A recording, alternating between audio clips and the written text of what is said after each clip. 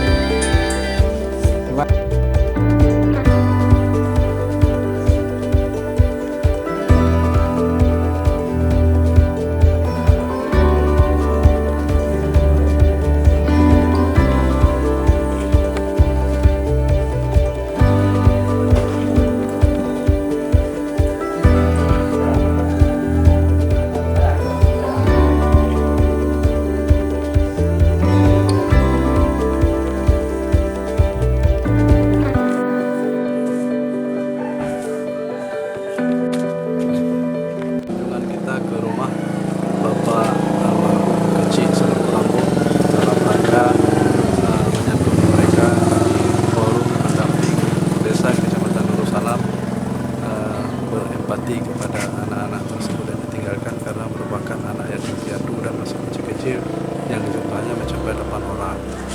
Jadi sebagai rasa simpatinya kami menggalangkan dana ataupun berupa buku tulis, tas sekolah keperluan anak-anak barangkali bisa meringankan beban mereka.